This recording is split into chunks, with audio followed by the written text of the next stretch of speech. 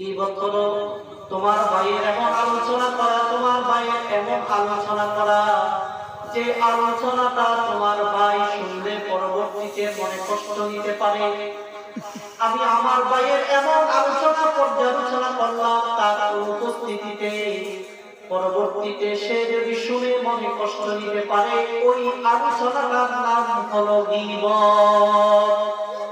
হুজুর, আমরা তো যেই দোষের আলোচনা করছিলাম ওই দুষ্ট তার ভিতরে আছে।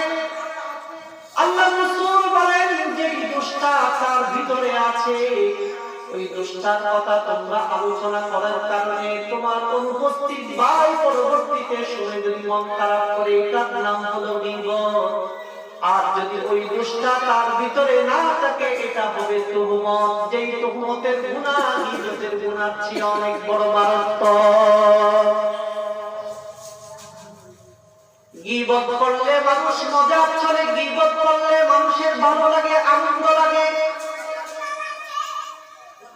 সমালোচনা করলে খুব বেশি মজা লাগে, এই জন্য ওই কাজটা করতে মানুষের ভালো লাগে। একটা গুনাহের কাজ করার কারণে যেমন মানুষের অনুশোচনা হয়, ওই অনুশোচনা মানুষের ভিতরে না থাকে। এজন্য অনেক সময় গীবত করার পরও তার তাওবা নসিব হয় না। কিন্তু কেউ যদি ব্যভিচার করে, কেউ যদি অন্যায় করে, অনেক গুনাহ আছে যেই গুনাহ করার পরে সে অনুতপ্ত হয়, তার ভিতরে অনুশোচনা আসে, এজন্য তার তাওবা নসিব হয়, সে তাওবা করতে পারে। আল্লাহ রাসূল বলেন জিনা থেকে বড় মারাত্মক হওয়ার পিছনের একটা কারণ এটাও, মানুষ জিনা করে আল্লাহর কাছে তাওবা করতে পারে কেন? সে অনুশোচনা করতে থাকে, তার অনুতপ্ত হতে থাকে, ওই গুনাহের অনুতপ্ততা তার ভিতরে আসে। কিন্তু মানুষ যে গীবত করে, ওই গীবতের অনুশোচনা মানুষের ভিতরে না আসার কারণে সে ওই গীবতের তাওবা তার নসিব হয় না।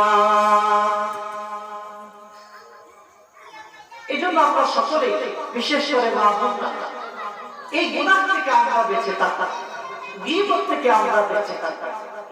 এরপর হলো, যদি আমরা জাহান্নামের আগুন থেকে বাঁচতে চাই, জান্নাতে যদি আমরা যেতে চাই, তাহলে আমাদের সর্বপ্রথম যে পদক্ষেপ নিতে হবে সেটা হলো গুনাহ ছাড়ার অভ্যাস আমাদেরকে করতে হবে।